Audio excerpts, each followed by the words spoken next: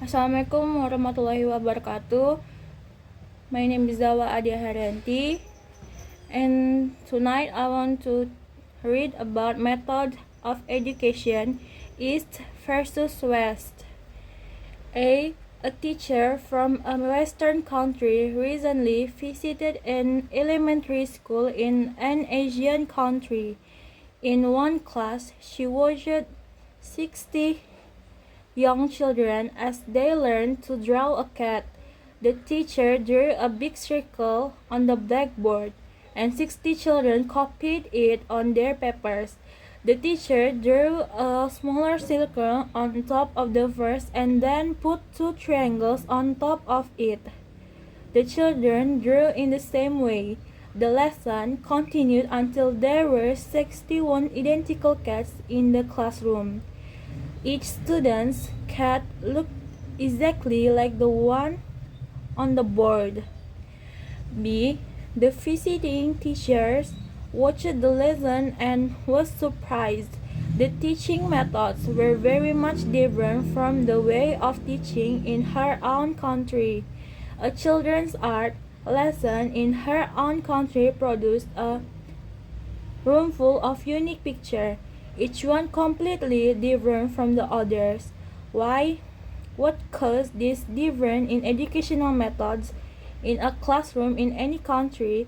The instructor teaches more than art or history or language. He or she also teach culture, the ideas and beliefs of that society. Each educational system is a mirror that reflects the culture of the society. In societies such as the United States or Canada, which has many national, religious, and cultural differences, people highly value individualism, the differences between people. Teachers place a lot of importance on the qualities that make each student special. The educational systems in these countries show these values. Students do not memorize information. Instead, they work individually and find answers themselves. There is often discussion in the classroom. At an early age, students learn to form their own ideas and opinions.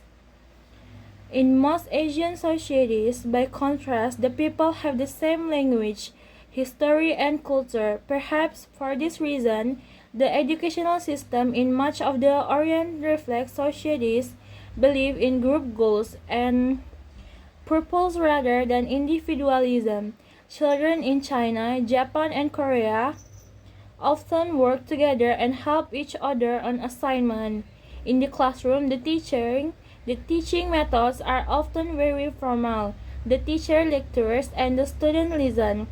There is not much discussion. Instead, the students recite rules or information that they have memorized. There are advantages and disadvantages to both of this system of education.